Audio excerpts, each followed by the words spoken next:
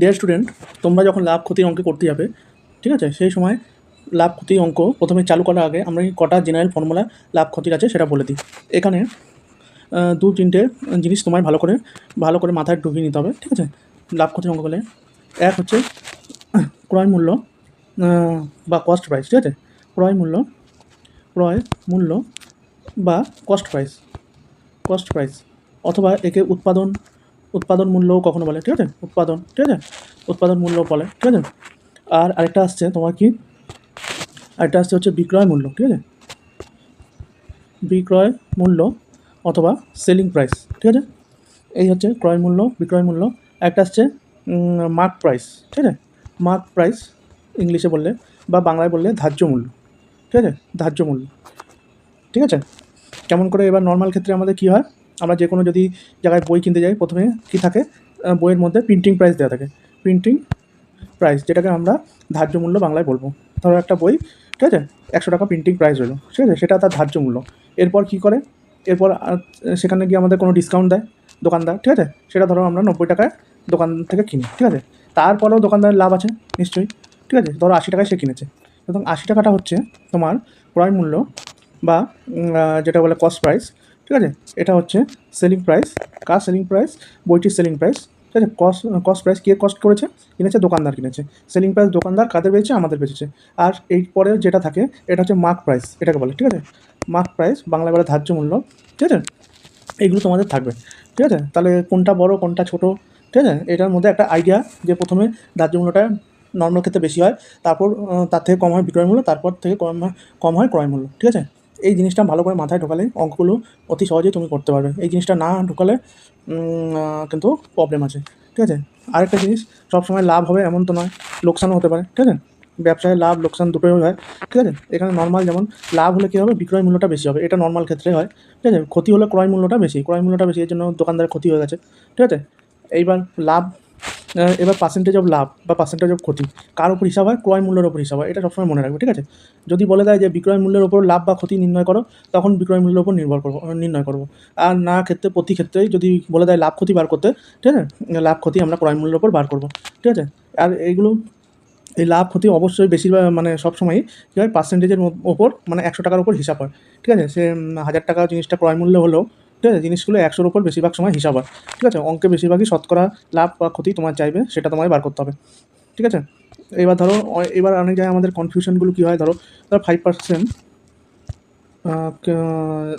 অনেক জায়গায় ক্ষতিগুলো কী হয় আমি বলে দিচ্ছি। ধরো 5% লাভ হয়েছে, ঠিক আছে, কোনো জিনিসে 5% লাভ, ঠিক আছে। ক্রয় মূল্য ধরো দিয়েছে 500 টাকা, ঠিক আছে, লাভ হয়েছে, ঠিক আছে। এবার বিক্রয় মূল্য বার করতে বললো, তখন কী হয়, আমাদের একটু কনফিউশন সৃষ্টি হয় যে কী হবে বিক্রয় মূল্যটা, ঠিক আছে। এটা ধরো 500 টাকায় ধরো ক্রয়, এটা ধরো ক্রয় মূল্য, ঠিক আছে, 500 টাকায় ক্রয় হয়েছে, ঠিক আছে, কস্ট প্রাইস, ঠিক আছে। বিক্রয় মূল্যটা কি, আমরা আরামসে সেলিং প্রাইসটা আরামসে বসিয়ে দিতে পারবো। কেমনভাবে? 500 লিখবো, গুণ দেবো, এবারে তোমার পট করে মাথার মধ্যে হিসাব করে নিতে হবে, লাভ হয়েছে তো বিক্রয় মূল্যটা কম হয়েছে না কম হবে না বেশি হবে? নিশ্চয়ই বেশি হবে লাভ হলে, ঠিক আছে। সুতরাং এখানে দুটো টার্ম আসছে, ঠিক আছে। একটা হচ্ছে এই যে লাভটা 100-র উপর দেওয়া আছে, পার্সেন্টেজ মানে 100-র উপর দেওয়া আছে, ঠিক আছে। দুটো টার্ম আসছে, কি একটা 100, একটা 105, ঠিক আছে। লাভ হয়েছে 105, ঠিক আছে। তাহলে সেটা কম হবে না বেশি হবে?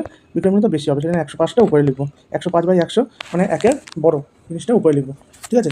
তেমন ক্ষতি হলে ধরো বললো 5% ক্ষতি হয়েছে 500 টাকায় বিক্রি করে, ঠিক আছে। তাহলে এবার এটা হচ্ছে কস্ট প্রাইস, ঠিক আছে। সেলিং প্রাইস কী হবে আমাদের? নিশ্চয়ই কম হবে। আমরা প্রথমে 500 লিখে নেবো, কম হবে, কত কম হবে, ঠিক আছে। এখানে তো একটা হচ্ছে কস্ট প্রাইসে 100 ধরবো, ঠিক আছে, 100 ধরা আছে, ঠিক আছে। আর তাহলে বিক্রয় মূল্য কত হবে? হ্যাঁ, 5% লাভ, লোকসান তো 95 হবে। আর এখানেও নিশ্চয়ই 95টা উপরেই বসবে, 100টা নিচেও হবে। তাহলে সেলিং প্রাইসটা কী হবে? 500 কম হবে, ঠিক আছে। এই জিনিসটা ভালো করে মাথায় আবার ঢুকিয়ে নাও, ঠিক আছে। না না হলে আরেকবার তুমি বিয়ে করে দেখো, এই জিনিসটা বুঝে গেলেই তাহলে হয়ে যাবে জিনিসটা। আরেকটা জিনিস আসছে কি, সেলিং প্রাইস, সরি, একটা হচ্ছে মার্ক প্রাইস বা ধার্য মূল্য, ঠিক আছে। ধার্য মূল্য, ঠিক আছে। কোনো কিছুতে বলছে 5% প্রথমে ডিসকাউন্ট দিচ্ছে, ঠিক আছে। তো একটা দোকানে যাচ্ছে, 5% ডিসকাউন্ট দিচ্ছে, ঠিক আছে। 5% ডিসকাউন্ট দিচ্ছে, কার উপর দিচ্ছে? ডিসকাউন্টটা কার উপর দিচ্ছে? মার্ক প্রাইসের উপর দিচ্ছে, ঠিক আছে। ধরো বইয়ের দাম 500 লেখা আছে, ঠিক আছে, 500-র উপর তোমার ডিসকাউন্ট দিচ্ছে, ঠিক আছে। তাহলে 500, তাহলে আমাকে যদি বলে যে সেলিং প্রাইস সে ক টাকায় বিক্রি করবে দোকানদার, তাহলে সেলিং প্রাইসটা আরামসে আমরা বার করতে হবে। প্রথমে 500 লিখবো, ঠিক আছে। ডিসকাউন্ট দিচ্ছে কত বলেছিলাম? 10%, ঠিক আছে। যদি 10% ডিসকাউন্ট দেয়, ঠিক আছে, তাহলে কী হবে ধরো, তাহলে কী হবে এখানে, প্রথমে কী আছে, কার উপর ডিসকাউন্ট দিচ্ছে?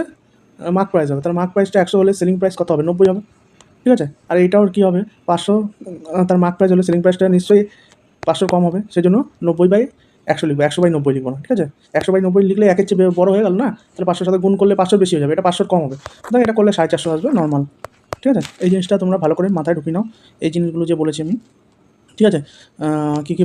প্রথমে সবচেয়ে বড় হচ্ছে ধার্য মূল্য, ঠিক আছে। ধার্য মূল্য বা মার্ক প্রাইস হচ্ছে, মার্ক প্রাইস সবচেয়ে বড়। তারপর আসছে বিক্রয় মূল্য, ঠিক আছে, বিক্রয় মূল্য বা সেলিং প্রাইস। তারপর আছে ক্রয় মূল্য বা কস্ট প্রাইস, ঠিক আছে, ক্রয় মূল্য, ঠিক আছে। এটা নর্মাল হিসাব, ঠিক আছে। ধার্য মূল্য প্রথমে এর ওপর ডিসকাউন্ট দেবে কিছু পার্সেন্ট, ধরো 10% ডিসকাউন্ট দিল, তারপর এর ওপর দোকানদার ধরো 20% লাভ করলো, ঠিক আছে। এই হচ্ছে একটা গ্রাফ, এইটা তোমাদের মাথায় ভালো করে ঢুকিয়ে নাও, ঠিক আছে। আর ক্ষতি হলে কে বড়? কস্ট প্রাইসটা সেলিং প্রাইসের চেয়ে বড়, ঠিক আছে। ক্ষতি হলে এটা, আর লাভ হলে নর্মাল ক্ষেত্রে লাভই যেটা হয়, ঠিক আছে। তাহলে কস্ট প্রাইসটা হচ্ছে সেলিং প্রাইস বড় হবে, তার থেকে বড় হচ্ছে মার্ক প্রাইস, ঠিক আছে, নর্মাল ক্ষেত্রেটা। এটা ক্ষতি হলে, ঠিক আছে। আর নর্মাল লাভ বা ক্ষতি, যদি লাভ বা ক্ষতি বার করো, সেটা বেশিরভাগই শতকরা পার্সেন্টেজের উপর হিসাব হয়, আর সেটা ক্রয় মূল্যের উপরই হিসাব হয়, ঠিক আছে। আর যদি বলে বিক্রয় মূল্যের উপর লাভ বা ক্ষতি করো, সেটা আলাদাভাবে কোশ্চেনে বলা থাকবে, বিক্রয় মূল্যের উপর লাভ বা ক্ষতি বার করো।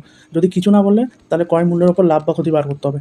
এটা ভালো করে মাথায় ঢুকিয়ে নাও, তাহলে লাভ ক্ষতি অঙ্ক দেখবে জলের মতো অনায়াসে তোমরা করতে পারবে, ঠিক আছে। এই কটা জিনিস তোমরা মাথায় ঢুকে নাও, এটা ভালো করে বারবার তোমরা দেখো।